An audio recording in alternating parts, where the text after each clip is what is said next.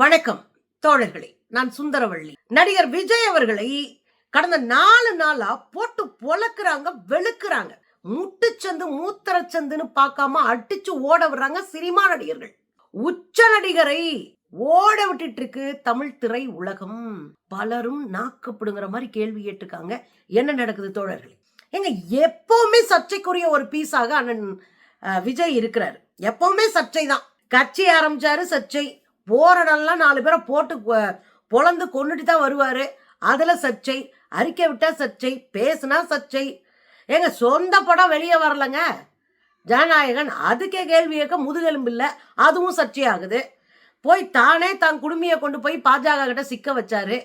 அப்புறம் CBI ride அதுல சிக்கல், அதுல சர்ச்சை. கடைசியில் எங்க வந்து நிக்கிறாரு? சொந்த இணையறையே அதெல்லாம் ஒரு மேட்ரே இல்லைங்க, அதெல்லாம் அவ்வளோ ஒர்த்தே இல்லை அப்படின்றாரு. சொந்த மனைவி பிள்ளைகளை ஒர்த்தே இல்லை அப்படின்னு சொல்ற இந்த விஜயை போட்டு பொழந்து விட்டுருக்குறாங்க. நொட்டாங்கையில டீல் பண்ணியிருக்காங்க தமிழ் திரை உலகத்தில் இருக்கிற நடிகர்கள். ஒன்னுன்னா பார்க்கலாமா? சமுத்திரகனி, பாலா, முன்னாடி ஹீரோவா இருந்த ஒருத்தர் எல்லாரும் நின்று பேசிட்டு இருக்காங்க. ஏதோ ஃபங்க்ஷன் போயிருப்பாங்க போல இருக்கு, நின்று பேசிட்டு இருக்கிறாங்க. இப்ப சமுத்திரகனி கோமா கேட்கிறாரு, என்னங்க நடக்குதுங்க? என்ன விளையாடுறீங்களா? இவ்வளோ விஷயம் நடந்துட்டு இருக்கு, திரும்ப கூட்டிகிட்டே வந்துட்டு இருப்பீங்களா? யார? நம்ம அண்ணனை. என்ன விளையாடுறீங்களா? சுற்றி இம்புட்டு விஷயம் நடந்துட்டு இருக்கு, கூடவே கூப்பிட்டு வருவீங்களா? 4 சவத்துக்களை வைய. உனக்கு இப்படி ஒரு பழக்கம் இருக்கு, அல்லது நீ தனியா போக போற அப்படின்னா அது 4 சவத்துக்குள்ள வையா. யார பழி வாங்கறதுக்கு இதை செய்யறீங்க? சரியான கேள்வி சமுத்திரகனி கேட்கிறாரு. யார பழி வாங்க செய்யறீங்க? நல்லா நாக்கப்படுகிற மாதிரி கேள்விங்க. என்ன விளையாண்டுட்டு இருக்கீங்க? எதுக்கு கூட கூட்டிட்டு அலையிறீங்க? ஏதோ ஒன்று இருந்ததுன்னா அதை யாருக்கும் ஒளிவு மறைவில் வச்சுட்டு போங்க. அப்படி இல்லாமல் வெளிப்படையாக கொண்டு வந்து நிப்பாட்டி என்னங்க நடக்குதுங்க? இவ்வளோ மூர்க்கமாக நீங்கள் செய்கிறீங்கன்னா இது யாரை பழிவாங்க? நீங்கள் உங்கள் மனைவி சங்கீதாவை பழிவாங்கிறதுக்காக கூப்பிட்டு வந்தீங்களா? அவளை கடுப்பேத்துறேன் பாரு, அவளை கதற வர்றேன் பாரு, அவளை மன உளைச்சல் அடைய வரேன் பாரு. ஒட்டுமொத்த தமிழ்நாடும் உங்களை புளிச்சுன்னு துப்பிருக்கு. இன்னும் சொல்லணும்னா உங்க மேல அன்பு வச்சு நீங்க நல்லவருன்னு நம்பி உங்களுக்காக அண்டை கொடுத்து முட்டிதே நின்னவர்கள்லாம் இப்ப கடுப்பாயி காண்டாயி நிக்கிறாங்கன்னா நீங்க திருத்திக்கணுமா வேணாமா சொல்லுங்க. அதைத்தாங்க சமுத்திரகனி கேட்கிறாரு. பாருங்க,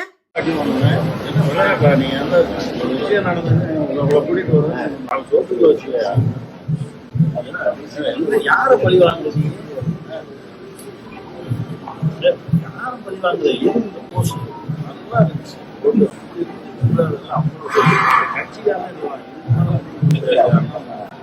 மன்சூர் அலிகான் அண்ணன் அவர் ஏற்கனவே போட்டு பொழப்பாரு, யாரையும் கண்டுக்க மாட்டாரு, நொட்டாங்கையில டீல் பண்ணுவாரு நம்ம அண்ணன். இஃப்தார் விழா காங்கிரஸ் நடத்திருக்காங்க, அங்க போகிறாங்க. இஃப்தாருக்கு மன்சூர் அலிகான் போயிருக்காரு. போன மன்சூர் அலிகான் அண்ணா போட்டு பொழந்து விட்டுருக்காருங்க. ஏங்க அவன் யாரையோ கூட்டிட்டு போயிட்டு இருக்கானுங்க. இஃப்தார் நோம்பு திறக்கவாமான்னு என் பொண்டாட்டிக்கிட்ட கெஞ்சி கூத்தாடி கூப்பிட்டு வந்தீங்க அப்படின்னு மேடையில போட்டாரு பாருங்க. மொத்த கூட்டமும் கைதட்டி சிரிக்குதுங்க, மொத்த கூட்டமும் கைதட்டி சிரிக்குது பாருங்களேன். நோம்பு 17ஆம் நோம்பு என் மனைவி வேற வலுக்கட்டாயப்படுத்தி கூட்டு வந்து வரமாட்டாங்க. அவன் யாரையோ கூட கூட்டு போறான். நோம்பு திறக்க நீ வாமா. அதுக்காக நான் யாரையும் குறை சொல்ல வரல, அவரவர் பாடு அவங்களுக்கு. இது விஜய்க்கு தேவையா? ஏங்க நம்ம ஒரு பொறுப்புக்கு வந்துட்டோம். ஒரு கட்சியினுடைய தலைமை, லட்சக்கணக்கான இளைஞர்கள் உங்களை பெரிய ஹீரோவா நம்புறாங்க. நீங்க ஒரு நிழல், நீங்க ஒரு படம், நீங்க ஒரு காப்பி அப்படின்றது அவங்களுக்கு தெரியல. அவங்க உங்களை நிஜ ஹீரோவா நம்புறாங்க, உங்க நடிப்பை பார்த்து மயங்குறாங்க. அப்ப நீங்க எவ்வளவு நேர்மையா இருக்கணும்? ஏங்க எம்ஜிஆர் படத்துடைய தலைப்பு கூட ஒரு மாதிரி நெகட்டிவா வைக்க மாட்டாருங்க. எம்ஜிஆர் படத்துடைய தலைப்பே நெகட்டிவா வைக்க மாட்டாரு. எந்த படத்துலயும் குடிகாரனா நடிக்க மாட்டாரு. குடிக்கிறவனை கெட்டவனா தான் காட்டியிருப்பாரு. குடிக்க மாட்டாரு, சீரட்டு குடிக்க மாட்டாரு. ஒரு பேசிக்கான டிக்னிட்டி அவர்கிட்ட இருந்தது. நல்லதுக்கு காலம் இல்லைன்னு ஒரு படங்க, அவர் தலைமை பாக்குறாரு எம்ஜிஆர் படத்துல, நல்லதுக்கு காலம் இல்லை. பார்த்துட்டு என்னங்க அது தலைப்பு நெகட்டிவா இருக்கு, நல்லது காலம் இல்ல, எங்கப்பா போற, நல்லது காலம் இல்ல, என்னப்பா நல்லது காலம் இல்லைன்னு வாங்க. நல்லதுக்கு எப்படியா காலம் இல்லாம போகும்? நல்லவன் வாழ்வான்னு படத்தை பேரை மாத்தியா அப்படின்னு சொன்னவர் எம்ஜிஆர். இது எம்ஜிஆர் பேரை தூக்கிக்கிட்டு எம்ஜிஆர் படத்தை ஒட்டிக்கிட்டு எம்ஜிஆரை பரப்பிக்கிட்டு தெரியுது. ஆனா அடிப்படையான அறிவு இல்லாம இருக்கிறாரு. படங்கள்ல தான் நீங்க ஆடுறீங்க பாடுறீங்க எல்லா உள்ளடி வேலையும் பாக்குறீங்கன்னா உங்களை நம்பி வந்த இளைஞர்களுக்கு நேர்மையா இருக்கணுமா இல்லையா? அப்புறம் மன்சூர் அலிகான மாதிரி அண்ணங்க போட்டு பொழப்பாங்க, வாங்கிக்கங்க.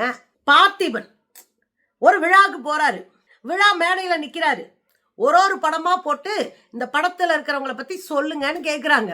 நம்ம திரிஷா வந்து இந்த மேட்சா அண்ணனும் திரிஷாவும் ட்ரெஸ் பண்ணிட்டு போனாங்கல்ல, பட்டு வேட்டி பட்டு சட்டை பட்டு சேலைன்னு, அந்த சேலை கட்டின போட்டோவை போட்டு விட்டு குந்தவை உங்க குந்தவை என்ன நினைக்கிறீங்க அப்படின்னு பார்த்திபன்ட்ட கேக்குறாங்க. பார்த்திபன் அதை பார்த்துட்டு சிரிக்காம ஒரு விஷயம் சொல்றாரு, குந்தவை கொஞ்சம் குந்த வைக்கிறது நல்லது, குந்தவைய ஓரமா உட்கார வையா, இந்த குந்தவைய வீட்டுக்குள்ளேயே குந்த வச்சு வெளியே வராம பாத்துக்கிட்டா ரொம்ப நல்லது.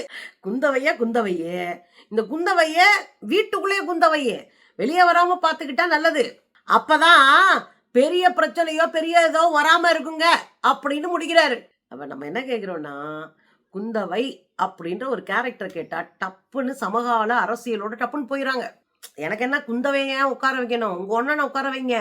குந்தவை உங்க அண்ணனோட அஃபேர்ல இருக்கிற ஒரு லேடின்னு வச்சுக்கோங்களேன், உங்க அண்ணன் என்ன யோக்கியம்? உங்க அண்ணன் ஓகேன்றனாலதான் அந்த பொண்ணை கூட்டு வந்திருக்காரு. இப்ப அந்த பொண்ணோட குற்றவாளி உங்க அண்ணன் தானே, உங்க அண்ணன் தானே விருப்பப்பட்டு கூட்டு வந்திருக்காரு. அப்ப அந்த ஆள் தானே எல்லா பொறுப்பையும் ஏத்துக்கணும். நான் அரசியல் கட்சி தலைவன், நான் பெரிய ஆளு, நான் மொக்க, நான் எது பண்ணாலும் எல்லாரும் பாராட்டுவாங்க, என் பின்னாடி அப்படி கொத்து கொத்தா ஓடி வருவாங்கன்னு சைக்கோத்தனமா நிக்கிறாருல, அந்த ஆளு மேலதான் தப்பு. குந்தவை எங்க குந்துனா நமக்கு என்ன? ஒரு தலைவனா வரவன் தரம் இருக்கணும்னு நினைக்கிறோம். அப்படித்தான் திரிஷாவை பத்தி விமல் கிட்ட ஏதோ ஒரு பிரஸ் மீட், ஏதோ சினிமா பிரஸ் மீட், அதுல கேக்குறாங்க, நீ திரிஷாவை பத்தி என்ன நினைக்கிறீங்கன்னு. ஏமா அந்த அம்மா காரை யார் ஓட்டுறாங்க நமக்கு என்ன தெரியும்ன்றாரு. முதல்ல இந்த பொம்பளைங்களோட இருக்கிற அந்த ரிலேஷன்ஷிப் எல்லாம் அப்படிதான் பார்ப்பாங்க. ஏன்னா அந்த காரை யார் ஓட்டுறா, இந்த காரை யார் ஓட்டுறா, சொப்பன சுந்தரி காரை யார் ஓட்டுனான்ற காலத்துல இருந்து இன்ன வரைக்கும் அப்படி ஒரு பார்வை இருக்கு. அது அவசியம் இல்லை. ஆனா இப்படியான ஒரு தலைவன் இப்படி ஒரு நடிகை கூட வச்சுக்கிட்டு குடும்பத்தை கெடுக்கிறான்ற விஷயத்த பேசலாம். அது வெளியே வந்துருச்சு, அதுல பேசாம போறதுக்கெல்லாம் ஒண்ணும் இல்லை. நீ யோகியே, நான் நல்லவன், பெண்களுக்கு பாதுகாப்புன்னு சொல்லும்போது இந்த கேள்வி தன்னால வருமா இல்லையா? விமல் இப்படி கேட்டதெல்லாம் எனக்கு கொஞ்சம் முகம் சொல்லிக்கிற மாதிரி இருந்துச்சு. ஆனா அவர் என்ன சொன்னாருன்னா, 2026 தேர்தலில் யாருங்க வருவா, உங்களை மாதிரி தான் நான் நினைச்சிட்டு இருக்கேன், 2026 எலெக்ஷன் முடிஞ்சோன்னு தெரிஞ்சு போகும்ல அப்படின்னு சொல்லிட்டு போறாரு.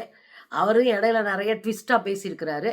இதுல ஒரு விஷயம் நமக்கு புரியுதுங்க, ஒட்டுமொத்த திரை உலகம் அதிர்ச்சியில இருக்கு. என்னங்க இப்படி நீங்க பாட்டுக்கு நினைக்கிறதெல்லாம் செஞ்சிட்டு இருக்கீங்க?